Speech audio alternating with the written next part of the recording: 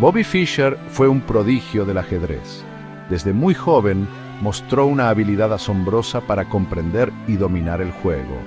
A la edad de 6 años, recibió su primer juego de ajedrez y rápidamente devoró cualquier libro de ajedrez que pudo encontrar. Pasaba horas estudiando el juego, analizando partidas famosas y jugando contra cualquiera que estuviera dispuesto a desafiarlo. A la edad de 13 años, Fischer ya se había hecho un nombre en la escena ajedrecística estadounidense.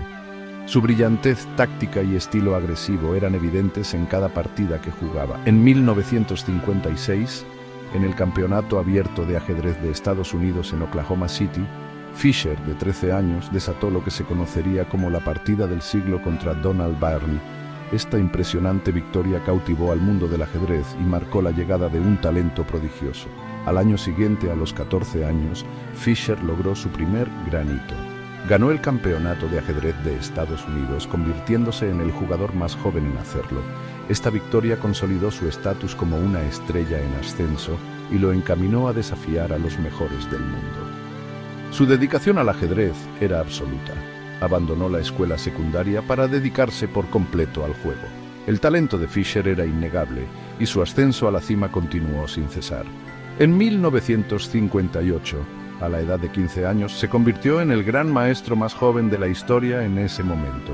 El mundo del ajedrez observó con asombro cómo este joven se enfrentaba y derrotaba a veteranos experimentados. Sus partidas estaban marcadas por una rara combinación de brillantez táctica, profundidad estratégica y una inquebrantable voluntad de ganar. Durante décadas, la Unión Soviética había reinado en el mundo del ajedrez. Sus jugadores eran considerados invencibles, su dominio indiscutible.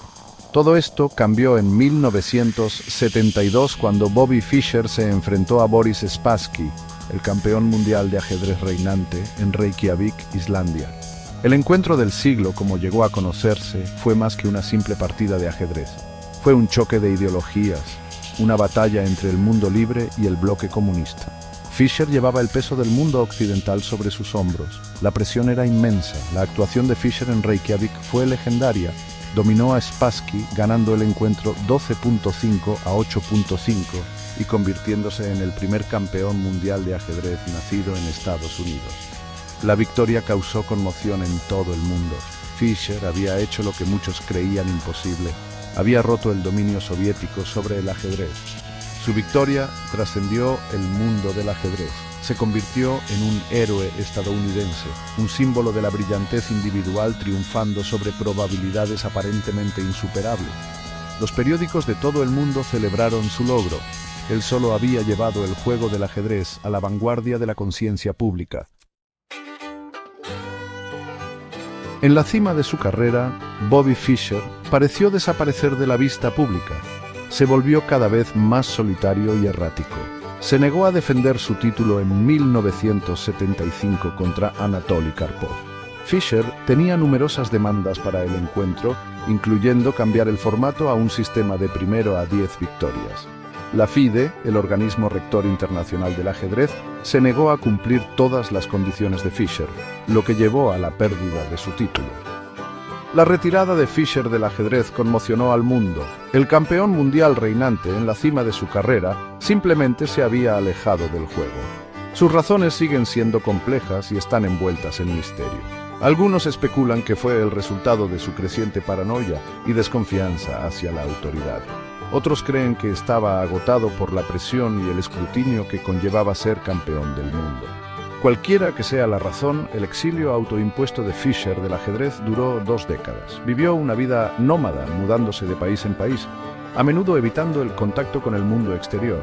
Se volvió cada vez más crítico con Estados Unidos, renunciando a su ciudadanía y adoptando puntos de vista controvertidos. Su comportamiento se volvió más errático, marcado por diatribas antisemitas y arrebatos públicos. El genio del ajedrez que había cautivado al mundo se había convertido en un recluso, su brillantez eclipsada por sus luchas personales. En 1992, Bobby Fischer resurgió de su exilio autoimpuesto para jugar una revancha muy publicitada contra Boris Spassky en Yugoslavia. Esta vez, sin embargo, el encuentro no fue sancionado por la FIDE. y la participación de Fischer violó las sanciones de Estados Unidos contra Yugoslavia. El encuentro no tuvo el peso geopolítico de su encuentro de 1972. A pesar de la controversia, la victoria de Fischer reavivó el interés en su legado. Había mostrado destellos de su antigua brillantez. Sin embargo, sus problemas legales continuaron siguiéndolo. El gobierno de Estados Unidos emitió una orden de arresto contra él, lo que le imposibilitó regresar a su país de origen. Fischer pasó los últimos años de su vida como fugitivo, encontrando finalmente refugio en Islandia, el país que había sido el escenario de su mayor triunfo. Murió allí en 2008 a la edad de 64 años. El legado de Bobby Fischer sigue siendo complejo y multifacético. Fue un genio del ajedrez que revolucionó el juego. Sus innovaciones estratégicas y su estilo agresivo siguen inspirando a los jugadores de hoy. Sigue siendo un ícono cultural, su nombre es sinónimo de brillantez y controversia. Sin embargo, también fue una persona profundamente perturbada que luchó contra la salud mental y la alienación.